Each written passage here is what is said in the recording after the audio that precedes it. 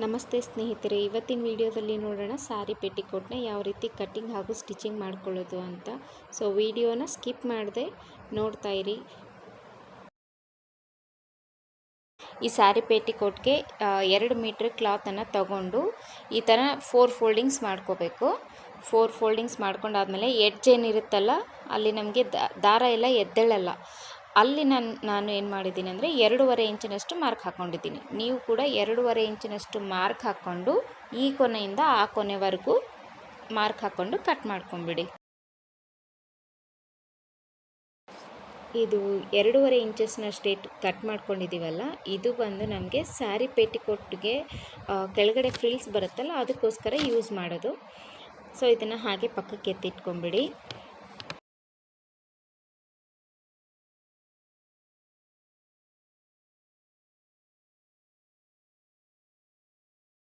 Next ಬಂದು ನಾವು ಬೆಲ್ಟಿಗೋಸ್ಕರ open side ಇದರಲ್ಲಿ 4 ಫೋಲ್ಡಿಂಗ್ಸ್ ಮಾಡಿರುತ್ತಿಲ್ಲ, ಅಲ್ಲಿ ಓಪನ್ ಸೈಡಲ್ಲಿ 2 ಇಂಚಸ್ನಷ್ಟು ಮಾರ್ಕ್ ಹಾಕೋಬೇಕು. ಬೆಲ್ಟ್ಗೆ 2 ಇಂಚಸ್ಸು ಒಳಗಡೆ ಬೆಲ್ಟ್ ಅಂದರೆ ಫೋಲ್ಡಿಂಗ್ ಮಾಡ್ತೀವಲ್ಲ ಅಲ್ಲೂ ಕೂಡ ನಮಗೆ 2 ಇಂಚಸ್ ಬೇಕಾಗುತ್ತೆ. ಪ್ಲಸ್ 1 ಇಂಚು ಎಕ್ಸ್ಟ್ರಾ ಮಾರ್ಜಿನ್, ಅಂದರೆ ಎಷ್ಟಾಯಿತು ಟೋಟಲ್ ನನಗೆ 5 ಇಂಚಸ್, ಅಂದರೆ 5 ಇಂಚಿನಷ್ಟು ನಾನು ಬೆಲ್ಟ್ಗೋಸ್ಕರ ತಗೊತಾ ಇದ್ದೀನಿ. 2 ಇಂಚು ಬೆಲ್ಟು, 2 ಇಂಚು ಇನ್ಸೈಡ್ ಅಂದರೆ ಒಳಗಡೆ, ಇನ್ನೂ 1 ಇಂಚು ಬಂದು ಸ್ಟಿಚಿಂಗ್ ಮಾಡ್ಕೊಳ್ಳೋದಕ್ಕೆ. ಸೊ ನಾನು ಟೋಟಲ್ 5 ಇಂಚಿನಷ್ಟು ಬೆಲ್ಟಿಗೋಸ್ಕರ ಕಟ್ಟಿಂಗ್ ಮಾಡಿಟ್ಕೊಂಡಿದ್ದೀನಿ.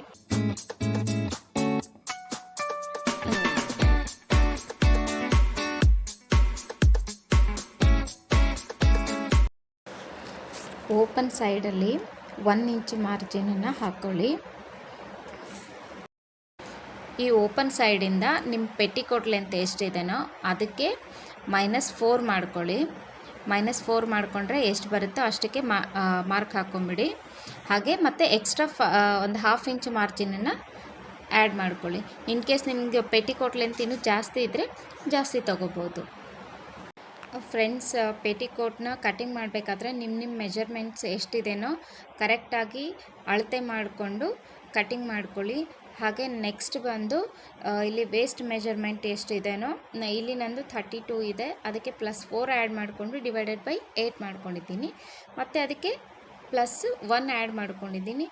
ಸೊ ಈ ಎಡ್ಜಲ್ಲಿ 5.5, ಈ ಎಡ್ಜಲ್ಲಿ 5.5 ಹಾಕಿ ನಾನು ಯಾವ ರೀತಿ ಮಾರ್ಕ್ ಮಾಡ್ಕೊಂಡಿದ್ದೀನೋ ಅದೇ ರೀತಿ ಹಾಕಿ ಕಟ್ ಮಾಡ್ಕೊಳ್ಳಿ.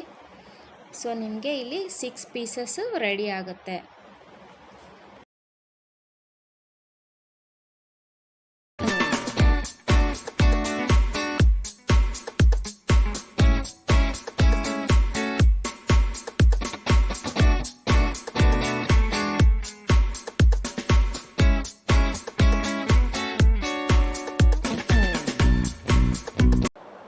ಕಟ್ಟಿಂಗ್ ಇಲ್ಲ ಆದಮೇಲೆ ಇಲ್ಲಿ ನೋಡಿ ಸ್ಟ್ರೈಟ್ ಇದೆ, ಅದನ್ನು ನಾವು ಕ್ರಾಸ್ ಇರೋ ಕಡೆನ ಕರೆಕ್ಟಾಗಿ ಹಾಕ್ಕೋಬೇಕು. ಸೊ ಕೆಳಗಡೆ ನಮಗೆ ಎಡ್ಜಲ್ಲಿ ಸ್ವಲ್ಪ ಕ್ರಾಸಾಗಿ ಬರುತ್ತೆ, ಆ ಕ್ರಾಸಾಗಿ ಬಂದಿರೋದನ್ನು ಕಟ್ಟಿಂಗ್ ಮಾಡ್ಕೋಬೇಕು.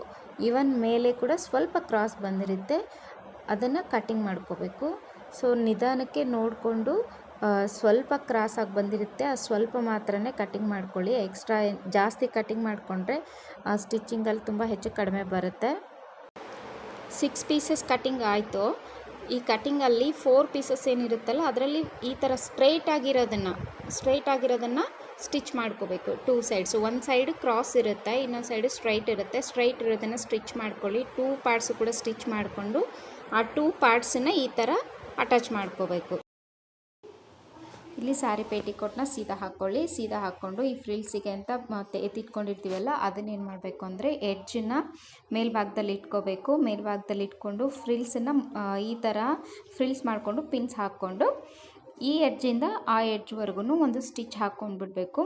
ಹಾಗೆ ಇನ್ನೊಂದು ಸಾರಿ ಮೇಲ್ಗಡೆ ಬಂದು ಇನ್ನೊಂದು ಸಾರಿ ಸ್ಟಿಚ್ ಹಾಕಿ ನೀಟಾಗಿ ಐರನ್ ಮಾಡ್ಕೊಂಡ್ಬಿಡಿ. ಮೇಲೆಯಿಂದ 3.5 ಇಂಚಸ್ನ ನಾವು ತಗೋಬೇಕಾಗುತ್ತೆ. ಈ 3.5 ಇಂಚಸ್ಸಿಂದ ಕೆಳಗಡೆವರೆಗೂ 2 ಸ್ಟಿಚಸ್ ಹಾಕ್ಕೊಂಡ್ಬಿಡಿ.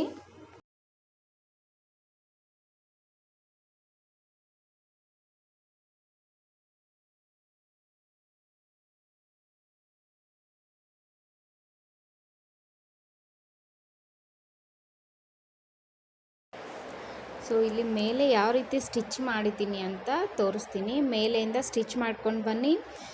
ಇಲ್ಲಿ ಈ ಪಾರ್ಟಲ್ಲಿ ಬಂದು ಸೂಜಿ ಇದು ಕ್ಲಾತಲ್ಲೇ ಇರಬೇಕು. ಕ್ಲಾತ್ ಮಾತ್ರ ಟರ್ನ್ ಮಾಡ್ಕೋಬೇಕು. ಸೂಜಿ ಬಟ್ಟೆನಲ್ಲೇ ಇರಬೇಕು, ಕ್ಲಾತ್ ಟರ್ನ್ ಮಾಡ್ಕೊಳ್ಳಿ. ಒಂದು 1/2 ಇಂಚಿನಷ್ಟು ಈ ಥರ ಮಾಡ್ಕೊಂಡಾದ್ಮೇಲೆ ಮತ್ತೆ ಸೂಜಿ ಕ್ಲಾತಲ್ಲಿ ಇರಬೇಕು.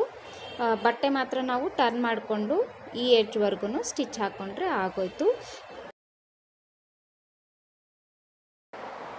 ಈ ಬೆಲ್ಟ್ ಪಾರ್ಟಿಗೆ ನಾವೇನು ಮಾಡಿರ್ತೀವಲ್ಲ ಅದು 2 ಪೀಸಸ್ ಇದೆ, ಸ್ಟಿಚ್ ಮಾಡ್ಕೊಳ್ಳಿ. ಕೊನೆಯಲ್ಲಿ ಬೆಲ್ಟಿಗೆ ಕೊನೆಯಲ್ಲಿ ಬಂದು ಡಬಲ್ ಫೋಲ್ಡಿಂಗ್ ಮಾಡಿಕೊಂಡು ಸ್ಟಿಚ್ ಮಾಡ್ಕೊಳ್ಳಿ. ಈಗ ನಾನು ಪೇಟಿಕೋಟ್ ಸೀದಾ ಹಾಕ್ಕೊಂಡಿದ್ದೀನಿ ನೋಡಿ. ಸೀದಾ ಹಾಕ್ಕೊಂಡು ಈ ಬೆಲ್ಟ್ ಮಾಡ್ಕೊಂಡಿರ್ತೀವಲ್ಲ ಅದನ್ನು ಉಲ್ಟಾ ನೋಡಿ ನಾನು ಯಾವ ಥರ ಸ್ಟಿಚ್ ಮಾಡಿದ್ದೀನಿ ನೋಡ್ಕೊಳ್ಳಿ. ಈ ಎಡ್ಜಿಂದ ಆ ಎಡ್ಜ್ವರೆಗೂ ಸ್ಟಿಚ್ ಮಾಡಿಕೊಂಡು ಎಕ್ಸ್ಟ್ರಾ ಬಂದಿರೋದನ್ನು ಕಟ್ಟಿಂಗ್ ಮಾಡ್ಕೊಳ್ಳಿ. ಆಮೇಲೆ ಮೇಲೆ ಒಂದು 1/2 ಇಂಚಿನಷ್ಟು ಸ್ಟಿಚ್ ಮಾಡ್ಕೋಬೇಕು. ಇದು ನಾನು ಬೆಲ್ಟ್ ಪಾರ್ಟ್ ತೋರಿಸ್ತಾ ಇರೋದು. ಬೆಲ್ಟನ್ನು ಸ್ಟಿಚ್ ಮಾಡ್ಕೊಳ್ಳಿ. ಇದು ಒಂದು 1/2 ಇಂಚಿನಷ್ಟು ಸ್ಟಿಚ್ ಮಾಡಿಕೊಂಡು ನೆಕ್ಸ್ಟ್ ಇವಾಗ ನಾನು ಫೋಲ್ಡಿಂಗ್ ಮಾಡಬೇಕಲ್ಲ, ಐರನ್ ಮಾಡ್ಕೋಬೇಕು. ನೀಟಾಗಿ ಐರನ್ ಮಾಡ್ಕೊಂಡಾಗ ಮಾತ್ರ ನಮಗೆ ಸ್ಟಿಚಿಂಗ್ ಮಾಡಬೇಕಾದ್ರೆ ನೆರಿಗೆ ಅನ್ನೋದು ಬೀಳಲ್ಲ. ಈ ಥರ ಐರನ್ ಮಾಡಿಕೊಂಡು ಪಿನ್ಸ್ ಇಟ್ಕೊಂಡು ನೀಟಾಗಿ ಸ್ಟಿಚ್ ಹಾಕ್ಕೊಂಬಿಡಿ. ಕಂಪ್ಲೀಟಾಗಿ ಈ ಥರ ಸ್ಟಿಚ್ ಹಾಕ್ಕೊಂಡಾಗ ಮಾತ್ರ ನಮಗೆ ಎಲ್ಲೂ ಒಂದು ನೆರಿಗೆನೂ ಬೀಳಲ್ಲ. ಸೊ ಕೊನೆಗೆ ಬಂದು ಲಾಡಿ ಯಾವ ಥರ ಮಾಡಬೇಕು ಅಂತ ತೋರಿಸ್ತೀನಿ. ಕ್ಲಾತಲ್ಲೇ ಉಳಿದಿರೋದನ್ನು ನಾನು 2 ಪೀಸಸ್ ಮಾಡಿಕೊಂಡು ಈ ಥರ ಡಬಲ್ ಫೋಲ್ಡಿಂಗ್ ಮಾಡ್ಕೊಳ್ಳಿ. ಹೊರಗಡೆ ದಾರದ ಎಳೆ ಎದ್ದೇಳಾರ್ದಂಗೆ ನೀವು ನೀಟಾಗಿ ಸ್ಟಿಚ್ ಮಾಡಿಕೊಂಡ್ರೆ ಆಗೋಯ್ತು. 6 pieces petticoat is ready to use. Friends, ಈ ವಿಡಿಯೋ ನಿಮಗೆ ಇಷ್ಟ ಆಗಿದ್ದರೆ ಲೈಕ್ ಮಾಡಿ, ಶೇರ್ ಮಾಡಿ, ಕಮೆಂಟ್ ಮಾಡಿ. ಸೊ ಇನ್ನೂ ತುಂಬ ಹೆಚ್ಚಿನ ವೀಡಿಯೋಸನ್ನ ಅಪ್ಲೋಡ್ ಮಾಡೋದಕ್ಕೆ ನನಗೂ ತುಂಬ ಇಂಟ್ರೆಸ್ಟ್ ಬರುತ್ತೆ. ಸೊ ಎನ್ಕರೇಜ್ ಮಾಡಿ friends. Thank you very much.